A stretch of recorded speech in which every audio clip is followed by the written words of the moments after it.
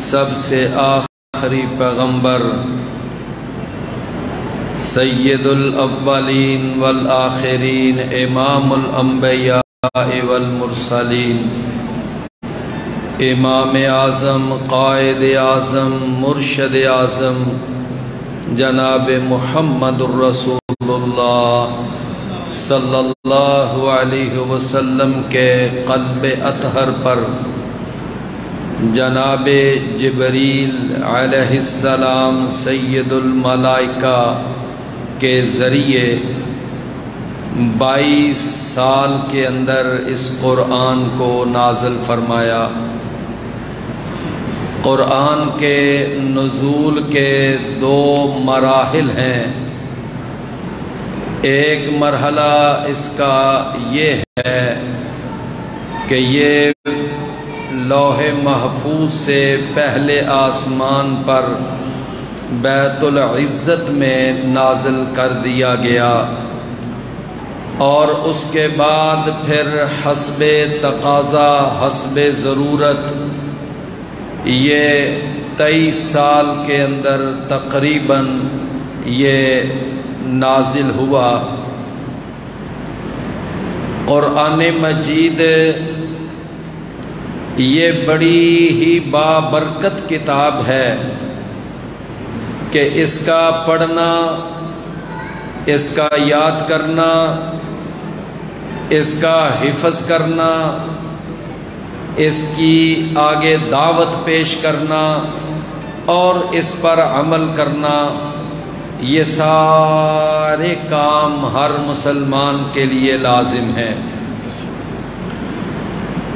تو یہ قرآن مجید ہم انشاءاللہ اس کا تھوڑا تھوڑا بیان ہر روز نماز تراویح کے بعد اللہ کے فضل سے کچھ بیان کیا کریں گے۔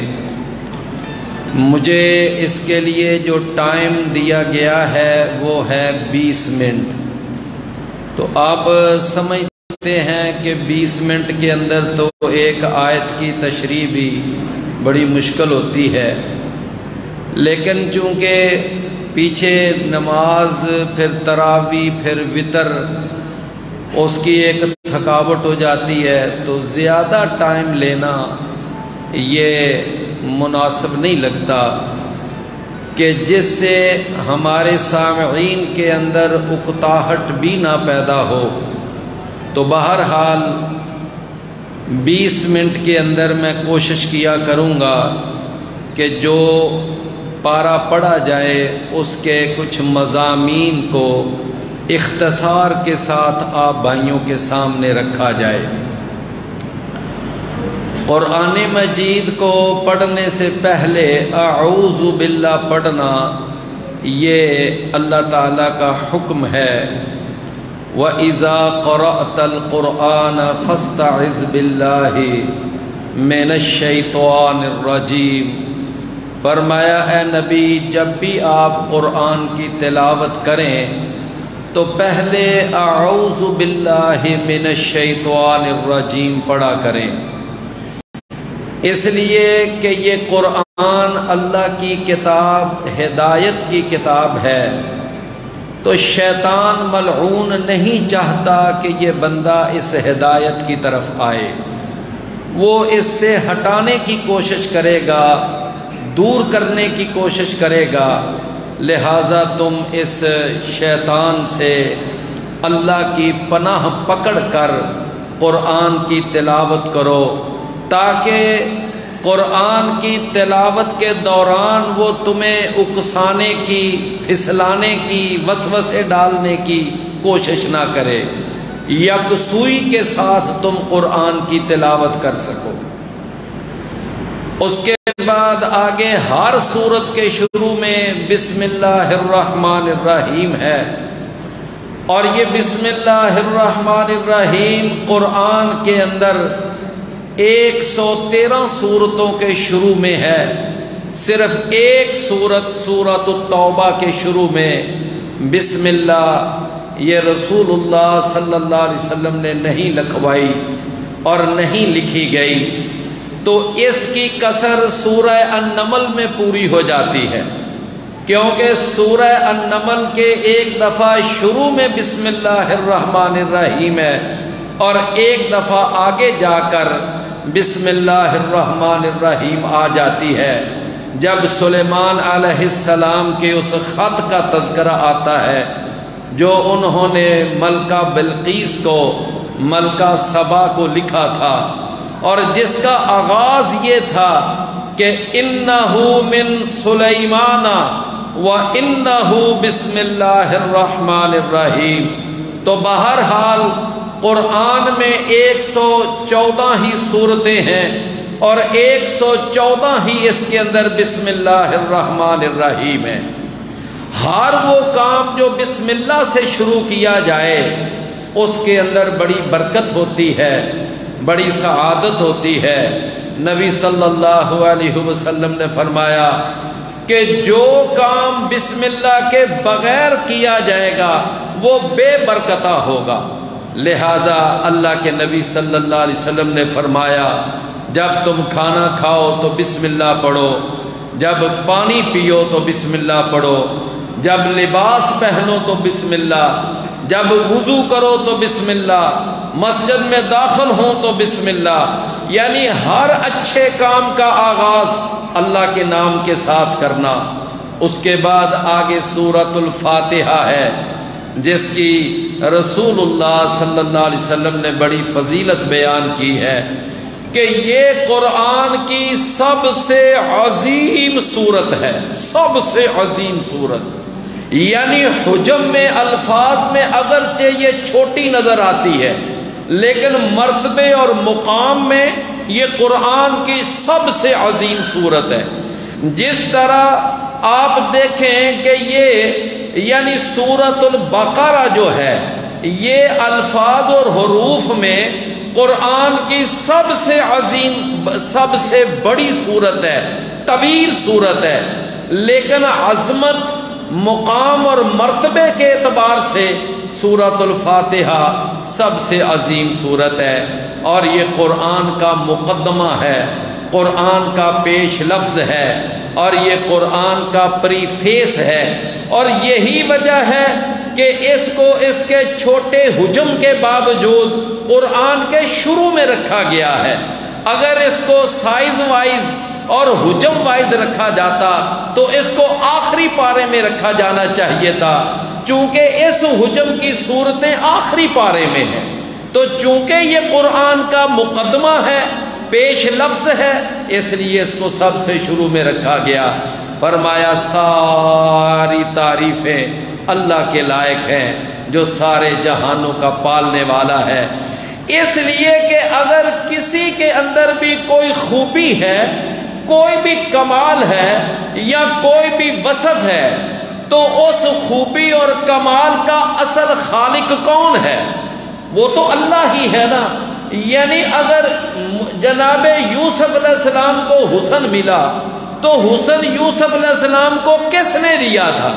اللہ نے دیا تھا۔ تو اگر کسی نے کوئی لمبے قد والا ہے تو لمبا قد کس نے دیا؟ اللہ نے دیا۔ کسی کا سینہ بڑا چوڑا ہے، کسی کے اندر کوئی کمال ہے، تو ہر کمال کا چونکہ خالق اللہ ہے لہذا ہر قسم کی تعریف کا بھی حقدار اللہ ہے۔ فرمایا الرحمن الرحیم، بڑا ہی وہ رحم کرنے والا، بڑا مہربان ہے۔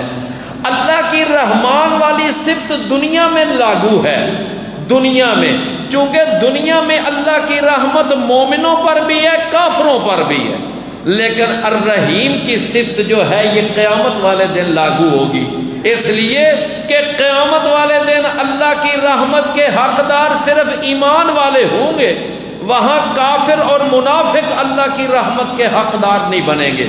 لہذا رحمان فی الدنیا و رحیم فی الآخرہ۔ فرمایا مالک یوم الدین، وہ بدلے کے دن کا مالک ہے۔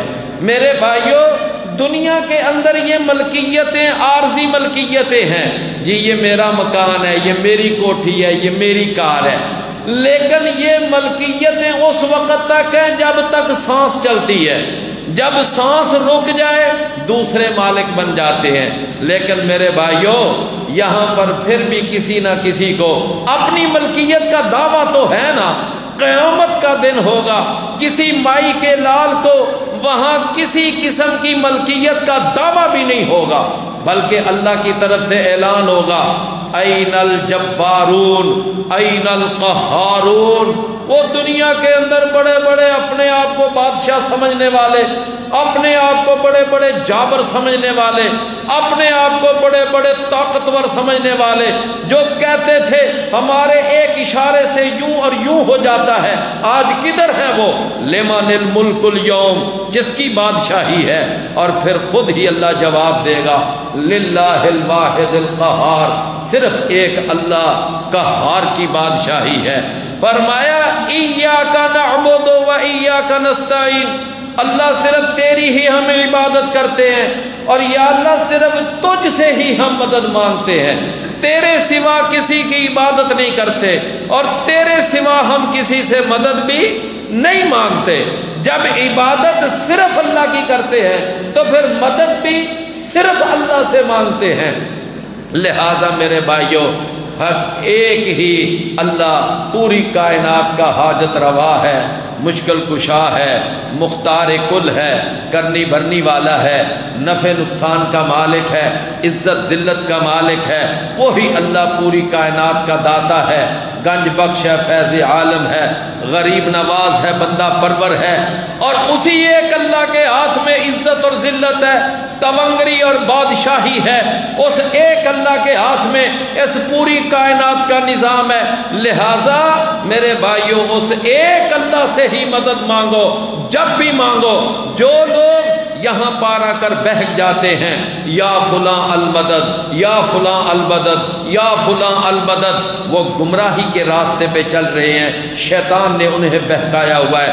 قرآن یہ کہتا ہے ایاک نعبد و ایاک نستعین، لہذا عبادت کے لائق بھی صرف ایک اللہ، اور مدد مانگنے کے لائق بھی صرف ایک اللہ۔ یا رسول اللہ مدد، یا علی مدد، یا فلاں مدد، یہ سارے شرکیہ نعرے ہیں۔ اللہ تعالی ہمیں ان نعروں سے محفوظ فرمائے۔ اہدنا الصراط المستقیم، اللہ ہمیں سیدھا راستہ دکھا۔ میرے بھائیو یہ جو ہدایت ہے نا، اس کے 3 درجے ہوتے ہیں۔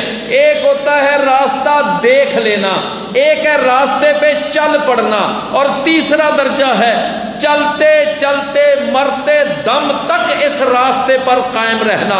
یہ 3 ہدایت کے درجے ہیں۔ تو یا اللہ تو ہمیں تینوں درجے ہی عطا فرما۔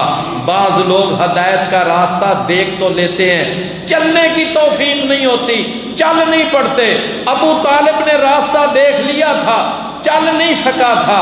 ہرقل بادشاہ روم کا، اس کو پتا چل گیا تھا یہ محمد صلی اللہ علیہ وسلم اللہ کا سچا رسول، لیکن ایمان نہیں لایا تھا، اس نے کلمہ نہیں پڑھا تھا۔ بعض لوگ پھر راستہ دیکھ لیتے ہیں، پھر چل بھی پڑتے ہیں اور چل بھی پڑتے ہیں، لیکن آگے جا کر شیطان کا کوئی وار ہوتا ہے، مرتد ہو جاتے ہیں، پھر جاتے ہیں۔ وہ مرتے دم تک ہدایت کے راستے پر قائم نہیں رہتے۔ تو ہم اللہ سے تینوں درجے مانگتے ہیں، یا اللہ ہمیں ہدایت کا راستہ دکھا بھی اور اس پر چلا بھی، اور چلاتے چلاتے ہمیں جنت میں پہنچا بھی۔ یہ 3 درجے ہیں۔ فرمایا صراط الذین انعمت علیہم، راستہ ان لوگوں کا کہ یا اللہ جن پر تیرا انعام ہوا، جن پر تیرا انعام ہوا۔ وہ انعام کن پر ہوا؟ اللہ نے وہ قرآن میں بیان کیا ہے۔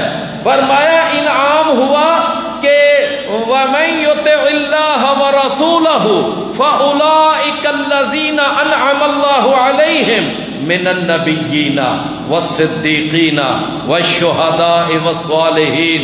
یہ اللہ کے انعام یافتہ لوگ 4 قسم کے ہیں۔ نمبر 1 النبیین، نمبر 2 الصدیقین، نمبر 3 الشہداء، اللہ کی راہ میں اپنی شہادتیں پیش کرنے والے، اپنا خون پیش کرنے والے۔ نمبر 4 الصالحین۔ یہ 4 کیٹیگری کیٹیگریاں ہیں انعام یافتہ لوگوں کی۔ اللہ کا قرآن سارے کا سارا پڑھ لو، یعنی الحمدللہ رب العالمین سے لے کر من الجنت والناس، اللہ نے یہ 4 ہی قسمیں بیان فرمائی ہیں۔ نبیوں رسولوں کی کیٹیگری پہلی کیٹیگری ہے، اور یہ انسانوں میں سے سب سے اعلیٰ لوگ ہیں، اور ان کے بعد صدیقین کہ جنہوں نے نبیوں رسولوں کی تصدیق کی اور ان کو سچا کہا۔ نمبر 3 الشہداء، اپنی جوانیاں اللہ کی راہ میں جہاد کرتے ہوئے پیش کی۔ نمبر 4 الصالحین، یعنی تمام نیک لوگ، جو نیک لوگ ایمان لائے اور پھر نیکی کا راستہ اختیار کیا، اللہ ان کے راستے پر چلا۔